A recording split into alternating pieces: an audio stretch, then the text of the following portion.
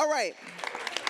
I want to get everybody's attention. Thank you. We've been joyous and talking, but I want to quiet our crowd real quick as we've been on a roller coaster ride, and to me, this right here is the top, the apex right now. It's a video that we've sort of put together, and it's a taste of, we said 45 years ago, EVkids was born, and I've never heard this story until I just saw this video earlier this morning.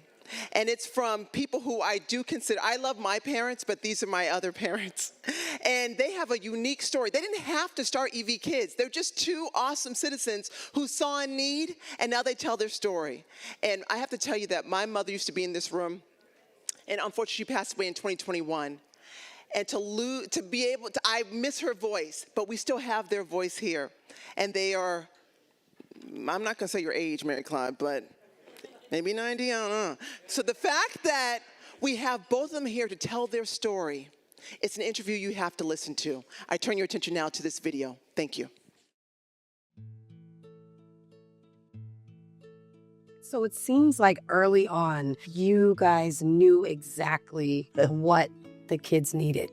Our introduction into the inner city, in the Dorchester specifically, came from my student. I taught at UMass for 40 years, UMass Fellowship. Okay. And one of my students in an advanced French course came from my office for an oral exam, and then we got talking about summer plans. She was from Project Hope, Sister Rose, and she took us around, Michael and me, to visit all the families around Lapham's Corner with 12 to 14-year-old kids. That was our target.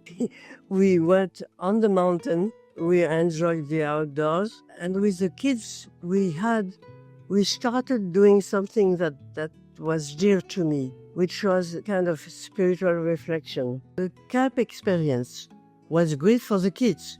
It was great for us. We could give of ourselves totally in volleyball, in ping pong, in archery.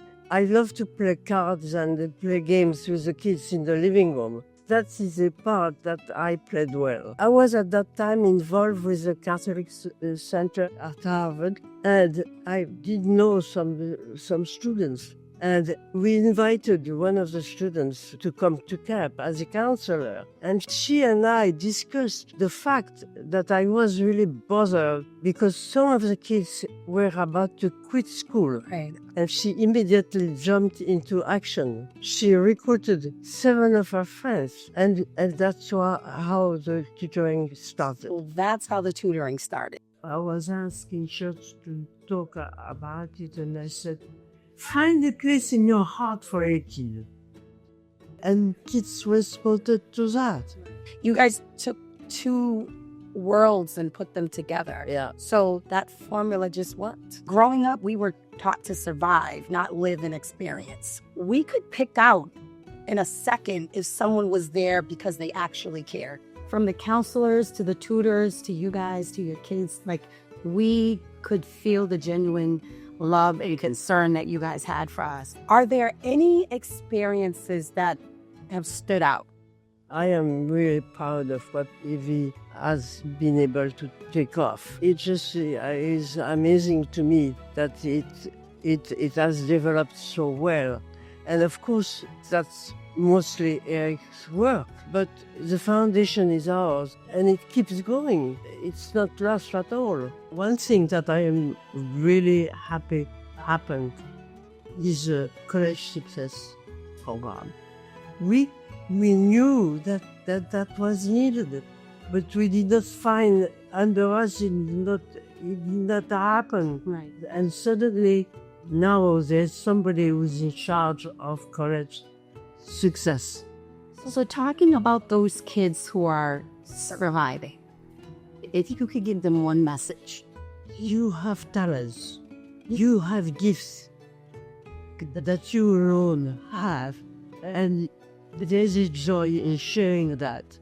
But you cannot do it if you don't know how. So find ways of sharing the gifts that you have. You ask me, what I am proud of.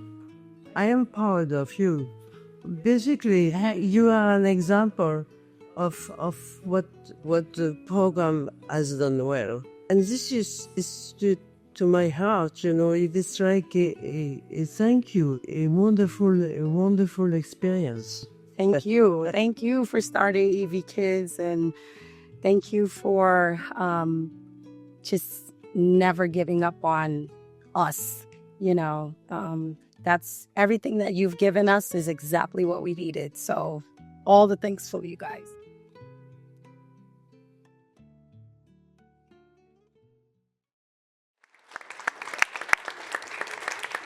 Wow. 45 years ago, Marie-Claude and Brian were inspired to found EVkids to uplift local youth. They didn't have to do it. They already had careers. They were just called to it. You meet people you read about people like this, and you say, are they even real? Well, yes. We literally have people who are living angels right now. We're lucky that we have them still in our midst right now. We love you so much. We love you so much.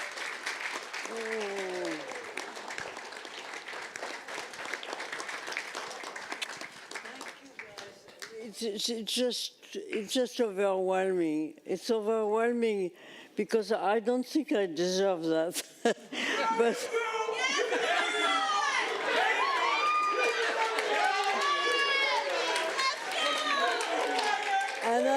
and I have to add that if I did not have a husband who is as patient as he is, I would not have gone anywhere. So thanks to him too. Beautiful, beautiful. Look at these lovebirds.